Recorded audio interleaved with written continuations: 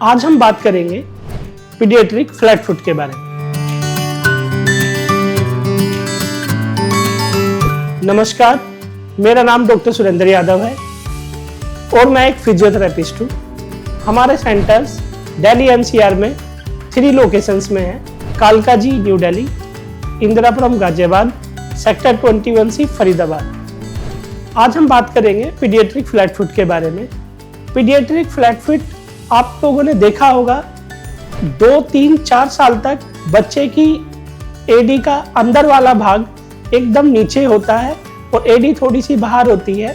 यह बहुत कॉमन है, लेकिन उम्र के साथ साथ जब बच्चा 7-8 इयर्स का होता है तो पैरों में एक अच्छी आर्च आ जानी चाहिए समय के साथ साथ। बट कुछ बच्चे होते हैं जिनमें बच्चे की पैर में आर्च डेवलप नहीं हो पाता है और फुट का मीडियल आर्च एकदम नीचे की तरफ ड्रॉप है और उसकी एडियां बाहर जा रही हैं। इससे कई बार देखने को मिलता है कि बच्चे के पैर में थकावट होना, बच्चा पूरी तरीके से और बच्चों के साथ घुल मिल के नहीं खेल पाना, ये बहुत कॉमन है।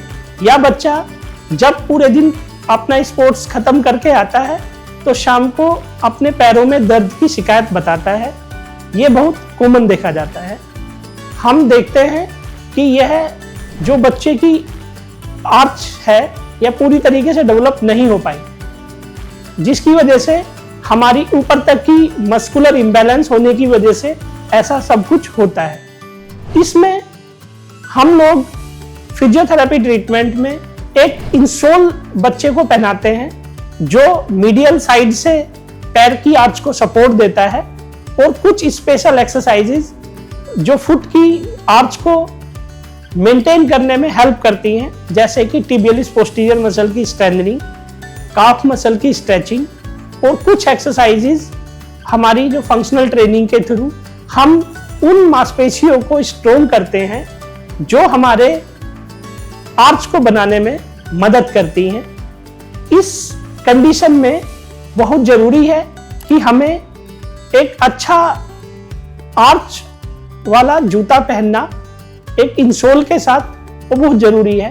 अगर हम शुरू से ही इस कंडीशन पे ध्यान देते हैं और हम इंसोल विद स्पोर्ट शूज और फिजियोथेरेपी में कुछ एक्सरसाइजेज अगर हम करते रहते हैं तो कई बार हमने देखा है कि मसल की स्ट्रेंथ की वजह से बच्चों के पैरों में आर्च आई है। बट अगर इसको प्रॉपर ध्यान नहीं दिया जाता तो ये कंटिन्यूअसली ऐसा ही चलता है और उम्र के साथ साथ ये चीजें बढ़ती हैं और एडी काफी बाहर घूमती है, जिसको प्रोनेटेड हील बोलते हैं, जिसकी वजह से आगे की प्रॉब्लम्स बढ़ती हैं। अगर मैच्योरिटी, स्केलेटल मैच्योरिटी के टाइम तक ये ठीक नहीं हो पाता है तो फिर इसमें सर्जरी भी लगती है।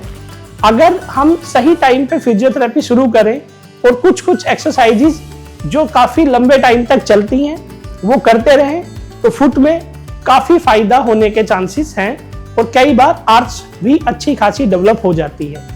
तो अगर हमें ऐसा लग रहा है कि हमारे बच्चे को 7 से 8 साल तक भी एक आर्च डेवलप नहीं हो पा रही है तो हमें एक पीडियाट्रिक ऑर्थोपेडिक सर्जन को दिखाना चाहिए और उनकी सलाह से ही हमें फिजियोथेरेपी शुरू करनी चाहिए। हमारे क्लिनिक में भी पीडियाट्रिक ऑर्थोपेडिक सर्जन होते हैं। हम कॉम्प्रिहेंसिव अप्रोच के थ्रू हम एक लाइन ऑफ ट्रीटमेंट प्लान करते हैं और उस हिसाब से हम पूरा ट्रीटमेंट देते हैं। अगर आपको ऐसा लगता है कि आपके बच्चे को भी ऐसी समस्या है तो आप आके हमसे मिल सकते हैं। धन्यवाद।